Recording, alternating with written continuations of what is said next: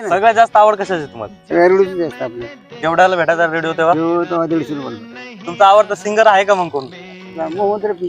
मोहम्मद रफी आवडतात का तुम्हाला? तुम्हाला आता फोन दिला तर फोन वापरायला आवडेल का? रेडिओ आवडेल? नाही नाही कोण आपल्या घरी आहेत आला तर उचलायचा. फक्त कामापुरता ठेवला नाही सगळं पण वापरत होतो खिशात नसतो का? घरीच राहतो. जर मनाने एखादं गाणं ऐकायचं आपल्याला, मग आता मी ते लागते ना.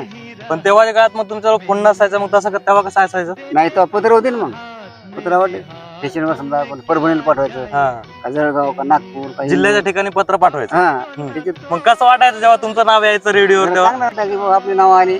घंटाभर मग तुम्हाला ते सांगणार या गावातून 10 जणांचे नाव आहेत, प्रत्येकाच्या आवडीचं गाणं लावलं जाईल आणि मग असं झालं का? हो समजा गावात तुमचं नाव आलं नाव आलं काय पत्र व्यवहार केला का त्याच्यात किती बटन असतात काय काय सांगा जरा. झालं चालू. आता हे आपलं कोणत्या स्टेशनला यायचं हे फिरवायचं त्याच्यावर स्टेशन बदलतात. या कांडीवर पुणे लागतंय, इथे इंदूर लागतं, इथं नागपूर लागतं. आपल्याला जिथं आवड हे आता गाणं चांगलं की राहू दे. काय करायचं